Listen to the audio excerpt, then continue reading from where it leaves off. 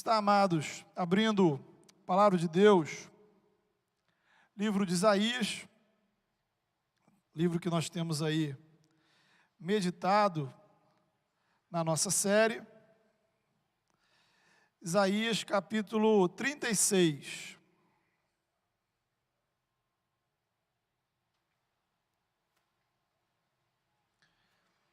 Livro de Isaías, capítulo número 36. A palavra de Deus nos diz a partir do verso 1.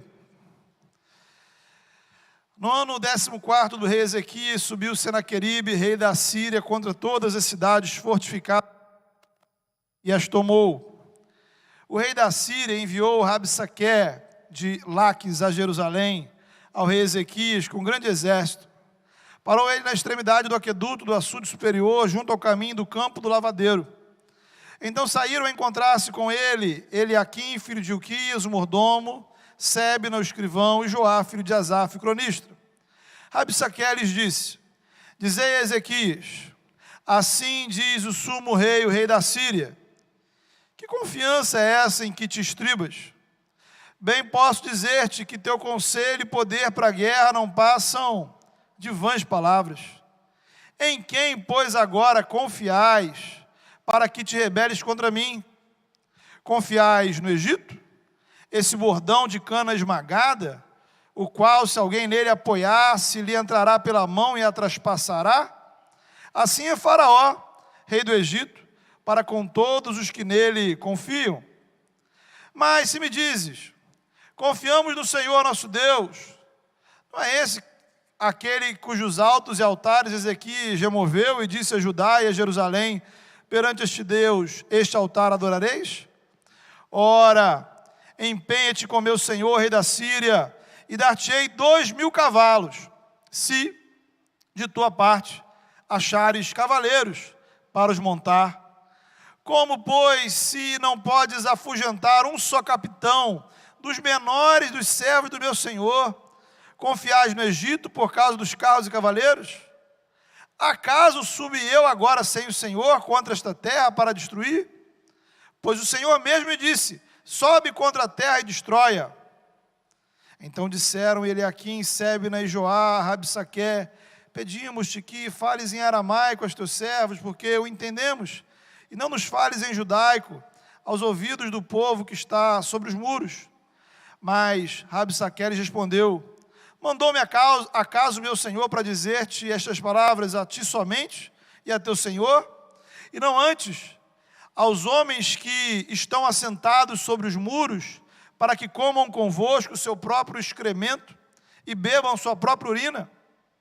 Então Rabsaque se pôs em pé e clamou em alta voz em judaico e disse: ouvi as palavras do sumo rei, do rei da Síria. Assim diz o rei: não vos engane, Ezequias, porque não vos poderá livrar, nem tampouco Ezequias vos faça confiar no Senhor, dizendo: o Senhor certamente nos livrará, e esta cidade não será entregue nas mãos do rei da Síria. Não deis ouvidos a Ezequias, porque assim diz o rei da Síria: fazei as pazes comigo, e vinde para mim, e comei cada um de sua própria vide, e da sua própria figueira, e bebei cada um da água da sua própria cisterna, até que eu venha e vos leve para uma terra como a vossa, terra de cereal e de vinho, terra de pão e de vinhas. Não vos engane, Ezequias, dizendo: o Senhor nos livrará. Acaso os deuses das nações livraram cada um a sua terra das mãos do rei da Síria? Onde estão os deuses de Amate e de Arpade? Onde estão os deuses de Sefarvaim? Acaso livraram eles a Samaria das minhas mãos? Quais são, dentre todos os deuses destes países, os que livraram a sua terra das minhas mãos, para que o Senhor livre a Jerusalém das minhas mãos? Eles, porém, se calaram e não lhe responderam palavra, porque assim lhes havia ordenado o rei, dizendo: não lhes respondereis. Então Eliaquim, filho de Ilquias, o mordomo, Sebna, o escrivão, e Joá, filho de Asaf, cronista, rasgaram suas vestes e vieram a ter com Ezequias e lhes referiram as palavras de Rabsaque. Amém.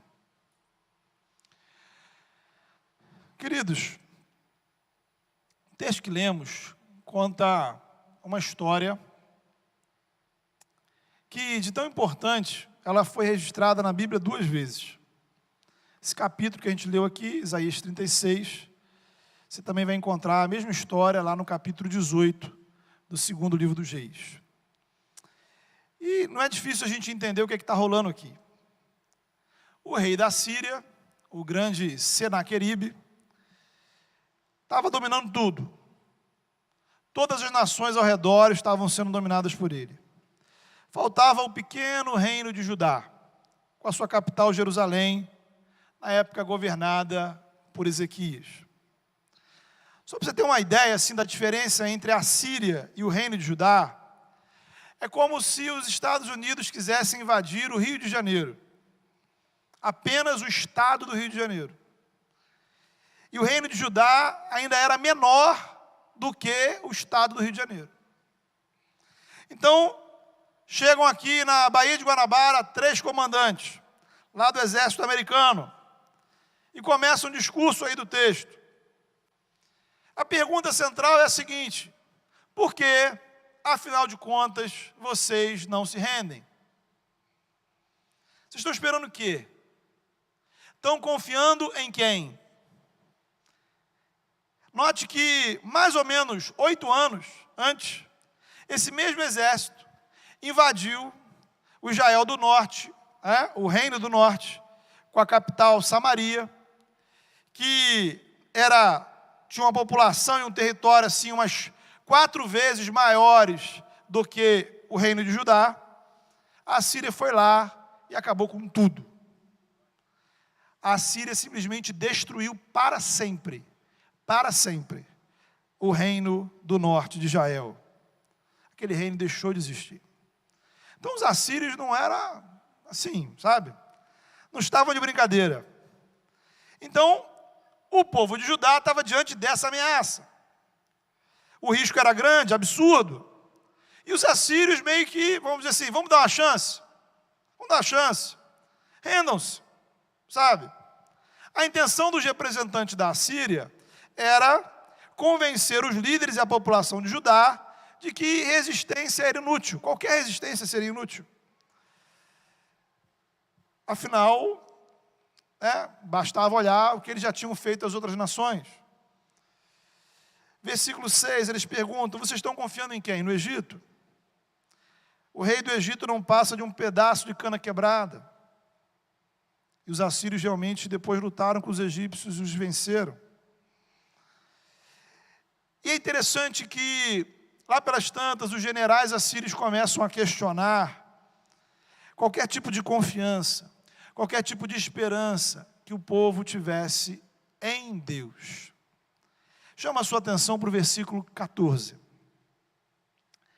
Eles vão dizer o seguinte: não deixem que Ezequias os engane. Ele não poderá livrá-los. Não deixem Ezequias convencê-los a confiar em Deus. Olha que coisa. Em outras palavras, os assírios estão dizendo o seguinte: fé e esperança são inúteis nessas circunstâncias. Fé e esperança não vão resolver o problema de vocês. Irmãos, muitas vezes nós passamos por situação muito parecida como essa. Sabe, circunstâncias difíceis, você não vê uma saída, não vê uma solução. A ansiedade começa a tomar conta de você.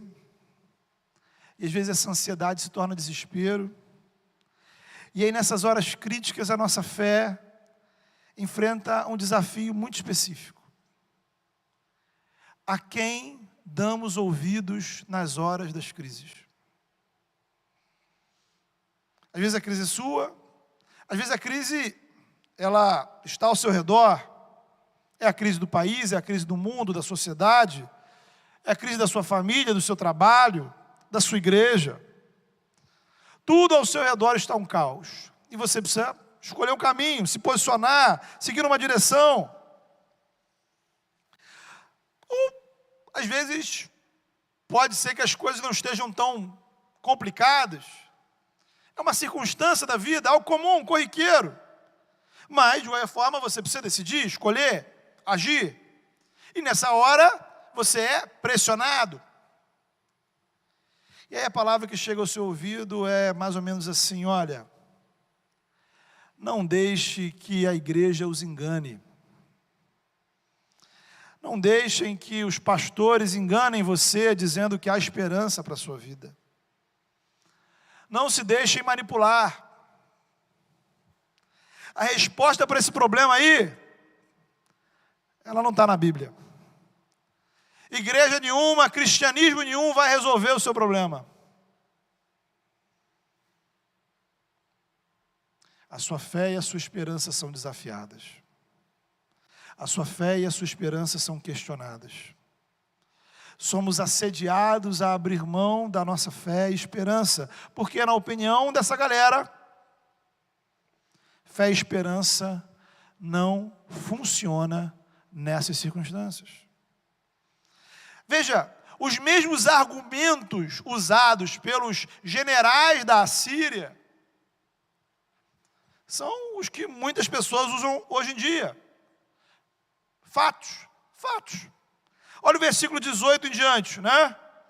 Pergunta: até aquele momento, algum país, algum rei, algum governo conseguiu resistir ao rei da Síria? Resposta é não. Então ele não estava mentindo, estava falando a verdade. Até aquele momento, os deuses e as religiões desses povos impediram a derrota? Não. Verdade também. Os fatos estão a favor da Síria. A história estava a favor da Síria. A ciência estava a favor da Síria. Os especialistas, né, ouvidos por todos os canais de televisão, estão a favor da Síria. As redes sociais, a mídia, a favor da Síria. Uma pesquisa feita com os moradores de Judá, a maioria da população, a favor da Síria. Até sua família está a favor da Síria. Ou seja, o senso comum indica que nesse caso crítico, o melhor é abrir mão da fé, abrir mão da esperança em Deus. Você precisa escolher a quem você vai dar ouvidos. Qual será a opinião que você vai levar em consideração? Nossas escolhas, decisões, ações estarão baseadas no que todo mundo pensa, no que todo mundo diz, no bom senso, ou ouviremos a voz de Deus? Para mantermos a fé e a esperança a despeito das circunstâncias, nós precisamos resistir. E o primeiro nível de resistência que precisamos ter é resistência às vozes que tentam influenciar o nosso comportamento. Vozes que insistem em dizer que fé e esperança são inúteis. Vozes que tentam nos convencer que nesse caso, nessa hora, nessa circunstância, talvez seja melhor deixar Deus de lado. Por incrível que pareça, queridos, às vezes as pessoas que nos falam sobre isso são cristãs, ou se dizem cristãs. Pessoas que separam o campo da fé do campo da vida prática. São os realistas de plantão, né? Pessoas que se chamam a si mesmas de práticas. Aí vem aquele argumento, né? Famosíssimo. Não podemos espiritualizar tudo. Já preguei sobre isso aqui em outra oportunidade. E volto a esse tema. O que justamente precisamos fazer, irmãos, é espiritualizar todas as coisas. Porque tudo na nossa vida é espiritual. Tudo que existe foi criado por Deus. Deus é onipresente. Ele está presente em todos os lugares e circunstâncias. Mesmo quando eu não vejo e nem percebo, se Jesus é Senhor da minha vida, todas as áreas da minha vida precisam ser vividas em função do meu relacionamento com Deus. De forma que, note bem, um problema profissional também é um problema espiritual. Um problema médico é um problema espiritual. Um problema emocional é espiritual. Um problema financeiro é espiritual. Todos os problemas e dificuldades que enfrentamos possuem aspectos espirituais que não podem ser desprezados. Todas as nossas escolhas e decisões possuem dimensão espiritual a qual devemos levar em consideração na hora de definirmos o que vamos fazer. Tudo depende de em quem está a nossa fé e a nossa esperança. Se elas estão no Santo de Israel, no único e verdadeiro Deus, que se revelou em Jesus, o Deus para quem não há impossíveis, esse Deus tem poder para intervir e fazer milagres no meu trabalho, na minha saúde, na minha vida financeira, na minha mente, nos meus relacionamentos, nas autoridades do nosso país, na sociedade. Basta citar alguns versículos do próprio Isaías. Lá no capítulo 40 ele vai dizer o seguinte: o Senhor é o Deus eterno, o Criador de toda a terra. Ele não se cansa, nem fica exausto. Sua sabedoria é insondável. E aqueles que esperam no Senhor renovam suas forças, voam bem alto como águias, correm e não se cansam, caminham, não se fatigam. Lá nos capítulos 41 e 43 vai dizer: por isso não tema, pois estou com você, não tenha medo. Eu sou o seu Deus, eu o fortalecerei, eu o ajudarei, eu o segurarei com a minha mão direita. Texto pregado nesta manhã pelo pastor Felipe: quando você atravessar as águas, eu estarei com você. Quando você atravessar os rios, eles não encobrirão. Quando você andar através do fogo, você não se queimará. As chamas não deixarão em brasas, pois eu sou o Senhor, o seu Deus, o Santo de Israel, o seu Salvador. Então a pergunta é: em quem nós depositamos a nossa fé e a nossa esperança? Não há situação, lugar, pessoa em que Deus não possa atuar. Eu preciso espiritualizar toda a minha vida, compreender que todas as áreas da nossa vida se passam na presença de Deus e tem a ver com Ele. Que todos os desafios que enfrentamos devem ser encarados espiritualmente. Agora, note bem, há uma questão aqui. A pergunta é: qual é o tipo de espiritualidade que você vai levar para encarar a vida? Que espiritualidade é essa? Porque existem no nosso mercado alguns modelos de espiritualidade, alguns tipos de espiritualidade. Então você vai levar uma espiritualidade construída a partir da palavra, a partir da escritura, ou você vai levar uma espiritualidade baseada em superstição, misticismo e fantasias que nada tem a ver com o evangelho. A ausência de uma espiritualidade bíblica faz as pessoas encararem ou enfrentar a vida com fé e esperança que resume-se, note bem, resume-se a repreender demônios e dizer palavras de efeito como está amarrado, e ficar determinando isso, aquilo, dizendo que não aceita isso ou aquilo. Sabe, irmãos, isso não é evangelho. Demônios existem e atuam nesse mundo. E a forma de lutarmos contra eles é lutando por uma vida de santificação.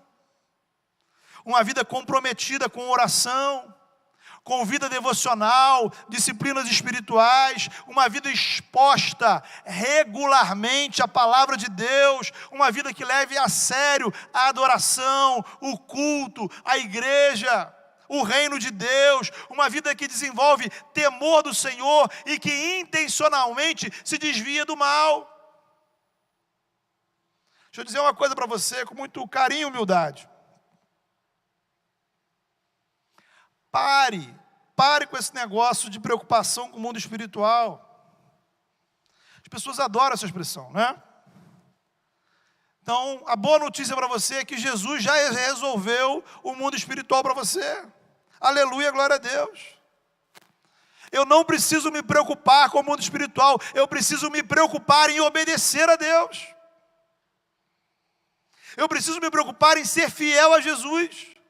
Eu preciso me preocupar em ser cheio do Espírito Santo. O nosso chamado é adorar, é testemunhar, é proclamar, é servir. E se o demônio aparecer no seu caminho, passa por cima dele em nome de Jesus. Aí talvez você pense, né? Você vai citar aí contra mim, Efésios 6, né? A nossa luta não é contra a carne, contra o sangue.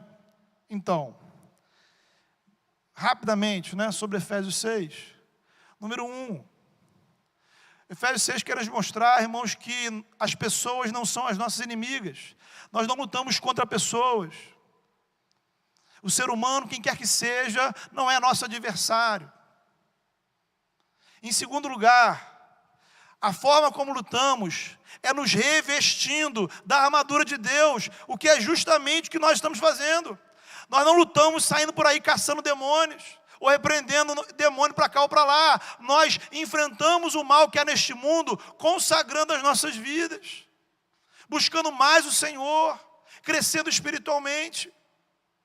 E aí a gente vê as pessoas repreendendo, falando, fazendo, porém, a vida de santificação, o testemunho, a entrega, a obediência, a fidelidade, o dizer não a si mesmo, o tomar a cruz e o seguir após Cristo, tudo isso anda em falta. Então, voltando para o nosso tema, você precisa enfrentar o mundo, encarar a vida com uma espiritualidade construída a partir da palavra. E aí, nessa espiritualidade, veja, a Bíblia vai nos ensinar que muitas vezes o instrumento que Deus vai usar para realizar o nosso milagre é o não cristão. Olha que coisa interessante, né? Isaías também nos ensina isso. Lá no capítulo 45, Isaías vai dizer que a esperança de salvação para o povo ia ser o rei da Pérsia, Ciro. Circunstâncias adversas, a libertação do povo de Deus viria por um governante incrédulo, por um governante idólatra, por um governante que não professava a fé no Deus de Israel. Então, queridos, fé e esperança, apesar das circunstâncias. Não é você achar que milagres vão cair do céu diretamente. Pode acontecer? Pode, sabe? Chamamos isso de extraordinário. Pensa na palavra, extraordinário. É o que vai além do ordinário, é o incomum, é o inusitado. A forma ordinária de Deus agir é por meio de instrumentos, sejam eles crentes ou não. Estejam as pessoas cientes ou não de estarem sendo usadas por Deus. Deus pode usar pessoas para nos abençoar, e essas pessoas nem sequer têm noção disso. E assim, apesar da incredulidade das pessoas ao seu redor, o milagre pode chegar na sua vida. Por meio do remédio, por meio do tratamento médico, por meio da terapia, por meio do trabalho, por meio do estudo, por meio do planejamento financeiro, por meio de outras pessoas, amigos, famílias. Em outras palavras, às vezes, Deus faz cair do pão do céu. Às vezes, na maioria das vezes, Deus nos dá as sementes para plantar. Às vezes, como diz, é raro, mas acontece. O pão já cai do céu com manteiga, queijo e uma xícara de café quente. Já aconteceu com você? Já aconteceu comigo. O milagre pronto ali, só pegar.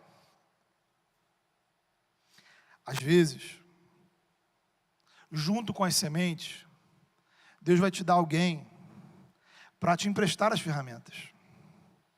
Um outro alguém que vai te dar o terreno para plantar. Um outro alguém que vai te ensinar a plantar e a cultivar essa terra. Um outro alguém que vai te ajudar a colher quando essa plantação crescer.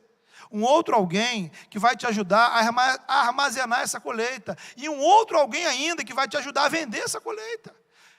Todos esses momentos, irmãos, são milagres de Deus na nossa vida. Então, ter fé e esperança é saber que de um jeito ou de outro, quem faz o milagre é Deus. E antes do milagre acontecer, eu preciso de fé e esperança para encarar essa circunstância. Às vezes, precisamos de fé e esperança para esperar o pão que cai do céu, para aguardar. Às vezes, precisamos de fé e esperança para semear um solo que todo mundo diz que é impossível de nascer. Semear naquela situação que as pessoas dizem que não vai dar certo, que não vai para frente. O que importa é como você encara o problema, a forma como você encara a situação. Ela pode ser determinada pela fé em Deus ou pela incredulidade da galera que está gritando ao seu redor. Muitas escolhas e ações são determinadas pela nossa falta de fé. Isso nos leva a caminhos ruins. Bem, eu sei que é óbvio que eu vou dizer aqui, né, mas aquela história, né? O óbvio também precisa ser dito. Às vezes, Deus vai usar pessoas não cristãs para te dar um bom conselho. Um conselho sábio. Um conselho adequado. Veja, porque toda a humanidade é dotada de inteligência, criatividade, uma série de qualidades e competências. Então, resistir às vozes ao nosso redor não significa que eu vou entrar num casulo e me esconder de tudo e de todos e não ouvir ninguém nunca. Não é isso, irmãos. É ouvir tudo, ouvir todos e analisar cada voz a partir da palavra de Deus. Analisar cada opinião, cada conselho, cada orientação a partir da palavra de Deus. Eu preciso fugir de extremos. Preciso fugir de um tipo de fundamentalismo que acha que alguma coisa só é boa se for um cristão que fala ou fez. Guarde uma coisa no seu coração. O Evangelho, ele não analisa o autor da ação. O Evangelho analisa o mérito da ação. A questão não é quem fez, mas o que foi feito ou não foi feito. Se a verdade, se há bondade, se há beleza, se promove justiça, paz, bem, se está coerente com o Evangelho, veio de Deus, não importa quem tenha feito. Veja. Por outro lado, eu não posso ser espiritualmente ingênuo. Não é porque algo é apresentado por pessoas qualificadas, inteligentes e respeitadas pela sociedade, que necessariamente isso veio de Deus. Lembre-se, pessoas inteligentes, respeitadas, qualificadas, respeitadas pela sociedade, foram aquelas que conspiraram para matar Jesus. Pessoas qualificadas, inteligentes e respeitadas mandaram matar muitos cristãos. O Evangelho é loucura e escândalo para a sociedade. Então, aquele argumento que é inteligente, respeitado, bem fundamentado, não necessariamente veio de Deus. Veja que esses caras aqui, os generais da Síria, quem eles eram? Gente qualificada, inteligente, no mínimo aqui falavam fluentemente 2 idiomas, estão se comunicando em judaico, eram do alto escalão do exército assírio, o mais poderoso exército do mundo. E o que eles estão dizendo? Não acreditem que Deus vai libertá-los. Quem é o Deus de Israel diante do poder da Síria? Não é hora de ter fé nem esperança. É hora de ser prático. É hora de ser realista. Compreende? Às vezes a fé e a esperança, elas vão convergir para aquilo que as pessoas vão dizer para você. Digo mais. É possível que, na maior parte das vezes, a nossa fé e esperança vão na direção do que a maioria das pessoas ao nosso redor considera razoável. Podem até não concordar com você, mas reconhecem que a sua escolha, a sua opção faz sentido, tem fundamento. Digamos que assim corre 70%, 80% da nossa vida. Mas há momentos críticos, que você precisa ir na direção oposta do que dizem para você. Às vezes, fé e esperança te fará ir contra tudo e contra todos. E às vezes a gente tem que ir sozinhos. Como decidir? Como escolher? Como agir? Pela fé. Buscando em Deus, na palavra de Deus, na oração, sabedoria espiritual, discernimento, buscando conselhos em pessoas que você sabe que têm maturidade espiritual para te ajudar. Portanto, fé e esperança são um ato de resistência. Antes de tudo, resistência às vozes que tentam nos fazer desistir de ter fé e esperança. Fé e esperança para seguir em frente, fé e esperança para suportar as lutas, fé e esperança para esperar no Senhor. Os exemplos bíblicos são vários, irmãos. Veja, me lembro de Josué e de Calebe e o relatório dos espias. Depois de anos atravessando o deserto, o povo de Israel chegou à fronteira da terra prometida. Moisés manda 12 homens investigarem a terra antes de entrar com o povo. E 10 apresentam o seguinte relatório: olha, essa terra aí é o que Deus falou, ela é boa. Porém tem uma galera aí que vive lá e essa galera é má. E eles são muitos. E eles vão nos destruir. Nós não somos páreos para eles. O povo acreditou no relatório. O relatório, note bem, não era mentiroso. Todos os fatos eram verdade. Mas a avaliação dos fatos estava baseada em incredulidade. O povo se desesperou, o povo se rebelou. Josué e Calebe foram em outra direção. Se o Senhor nos trouxe até aqui, Ele nos dará a vitória, não importa quem esteja lá. Fé e esperança não significa desconhecimento da realidade. Fé e esperança não são alienação. Fé e esperança inclui uma correta avaliação das circunstâncias, não é desinformação. Fé é fé em Deus, é esperança em Deus, na palavra de Deus, nas promessas de Deus, apesar das circunstâncias. Não ignoramos que as circunstâncias sejam ruins, sabemos que são ruins, apenas cremos que Deus é maior do que elas. E eu vou, entre elas e Deus, eu vou ficar com Deus. Os 10 espias e o povo morreram no deserto. Morreram. Josué e Calebe foram em frente. A fé e a esperança nos leva a experimentar grandes coisas na presença de Deus. Cuidado com as vozes que você tem dado ouvidos. E nos faz lembrar também da história de Jairo, no Novo Testamento.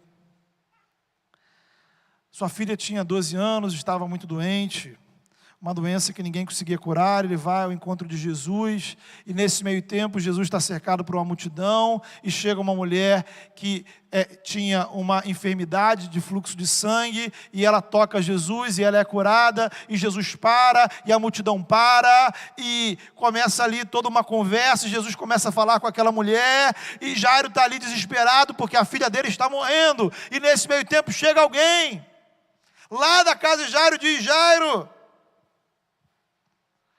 a tua filha já morreu. Não incomodes mais o mestre. Veja, mais uma vez estamos diante de uma avaliação ou de uma informação correta. A menina, do ponto de vista biológico, médico, tinha morrido.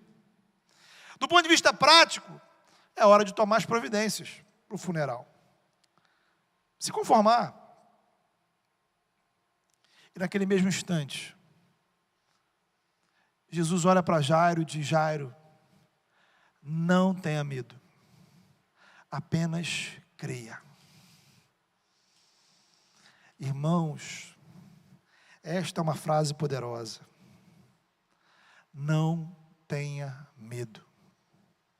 Em outras palavras, não ligue para o que essa pessoa acabou de falar. Não ouça o que ela está te falando. Ignore esta voz. Apenas creia. Fé e esperança era ignorar a multidão, seguir em frente, seguir Jesus. E foi o que Jairo fez. E ele encontrou o milagre. Importantíssimo deixar claro, irmãos, que fé e esperança nem sempre nos levará ao milagre que desejamos nessa vida. Nem sempre. Mas fé e esperança sempre nos levam à presença de Deus e a experiências com Deus. Fé e esperança são indispensáveis para se ter uma vida de comunhão com o Senhor, apesar das circunstâncias. Paulo estava preso, Paulo estava pregando, Paulo estava testemunhando o evangelho na prisão. A prisão de Paulo tornou-se para ele uma agência missionária, porque a sua fé e a sua esperança não estavam na libertação da prisão. Sua fé e esperança estavam em Cristo. Os amigos de Daniel disseram lá para Nabucodonosor: olha, você pode nos jogar na fogueira, você pode nos matar, mas isso não muda a nossa fé e esperança no Senhor. Ele pode dar o livramento ou não dar, seja quais forem as circunstâncias, eu não abrirei mão da minha fé no Senhor. Para finalizar, irmãos, não confunda fé e esperança com teimosia. Nós somos teimosos, por natureza. Ore ao Senhor. Peça confirmações. Preste atenção nos sinais que Deus coloca no seu caminho. Desconfie do seu coração. Desconfie de si mesmo. Converse, ore, peça conselhos, reflita, busque na palavra, leia a respeito, medite, ore. Veja bem, na teimosia, somente você e mais ninguém enxergam os benefícios daquela decisão. Quando aqueles ao seu redor, que temem a Deus, não veem nada de Deus na sua história, na sua escolha, possivelmente, realmente, nada tem de Deus aí. Agora, se for da vontade de Deus, você seguir em frente, pessoas, crentes, ao seu redor, verão a glória de Deus na sua vida. Verão a glória de Deus nas suas escolhas. Verão a glória de Deus no caminho que você está seguindo. Então quero convidar você a orar nesse momento.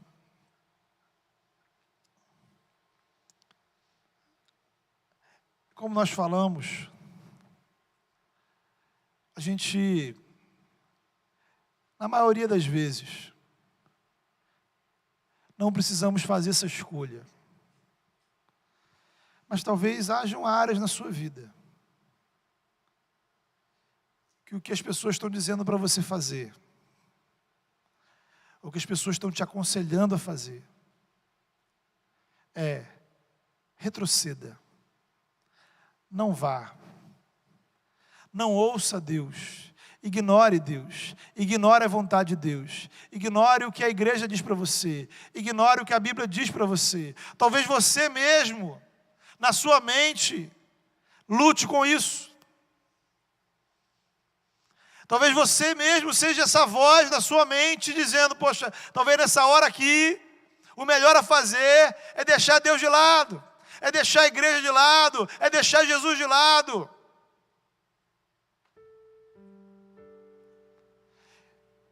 E aí?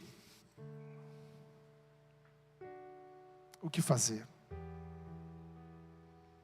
Fale com Deus. Apresente ao Senhor. Deus tem a resposta. Mas abrir mão da sua fé não é uma opção. Abrir mão da esperança em Deus não é uma alternativa. Não há caminho.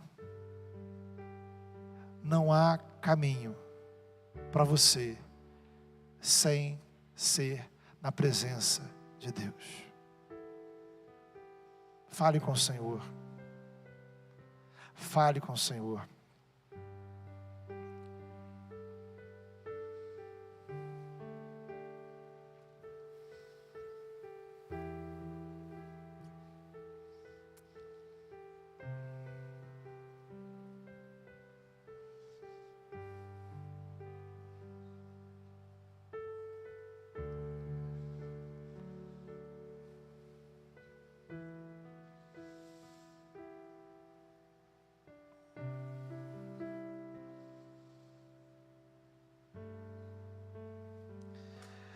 Deus amado, em nome de Jesus,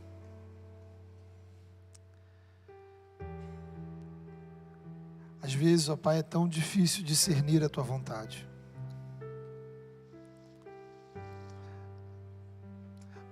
Mas às vezes, ó Pai, a Tua vontade é tão clara, é tão nítido. E nós nos inclinamos ao pecado, nos inclinamos à desobediência, porque estamos dando ouvidos às vozes erradas. E às vezes essas vozes, elas são muitas. Às vezes essas vozes, elas falam alto. E elas nos intimidam. Em nome de Jesus eu peço ao Senhor, que o Teu Espírito Santo nessa hora, Senhor, venha sobre nós e nos revista de coragem, para não nos dobrarmos, ó Pai, diante das influências do mundo e da sociedade. Para que as decisões da nossa vida, sejam elas grandes ou pequenas, sejam tomadas absolutamente, ó Pai, diante do Senhor e na Tua presença. Pai, em nome de Jesus, ó Pai, eu peço que o Senhor, ó Pai, nessa hora incomode aqueles, ó Pai, que têm enfrentado dilemas, ó Deus. Estão diante, ó Pai, de dilemas na sua vida, que precisam fazer escolhas, que precisam tomar decisões. Em nome de Jesus, ó Pai, venha testificar nos corações qual é a Tua vontade, qual é o Teu querer. E dá-nos a força, a coragem, a determinação, a perseverança, Senhor, de não, ó Pai, cedermos. Ainda que o nosso coração, Senhor, guarde dentro de si uma tempestade, ainda que não tenhamos todas as respostas, há dores, há preocupações, mas a nossa fé, a nossa esperança precisam estar no Senhor. Nos ajude, Senhor, a estar com os nossos olhos, ó Pai, fixos em Jesus. Ah, Pai, em nome de Jesus, ajuda-nos, ó Pai, a discernir, ó Deus, os conselhos que chegam até nós, para separarmos o que é bom do que é ruim, do que vem do Senhor e do que não vem do Senhor. Dá-nos sabedoria espiritual, dá-nos, ó Pai, discernimento espiritual. Ajuda-nos, ó Pai, a compreender o Teu querer diante das múltiplas opções. E que assim, ó Pai, possamos não retroceder. Quando o assunto for a Tua vontade, quando o assunto for o Teu querer, quando o assunto for o Teu chamado para as nossas vidas, possamos seguir em frente, com coragem, com perseverança, com alegria, para a glória e honra do Teu nome, Senhor. Em nome do Teu Filho Jesus, leva o Teu povo adiante, Senhor, a despeito das circunstâncias. Levanta, Senhor, os que estão já caídos. Levanta, Senhor, aqueles que já tomaram decisões erradas e equivocadas. Na Tua presença sempre é tempo de restauração, Senhor. Que aqueles, ó Pai, que têm seguido em suas vidas, ó Pai, caminhos, ó Pai, que não são do Senhor. Aqueles, ó Pai, que ouviram os conselhos ruins, ó Pai, tomaram decisões ruins, estão, Senhor, morrendo pelo deserto da vida. Incomoda, Senhor. Incomoda nessa hora, levanta nessa hora, Senhor. Ó Pai, em nome de Jesus, restaura os nossos corações. Vivifica as nossas vidas. Em nome do Teu Filho Jesus.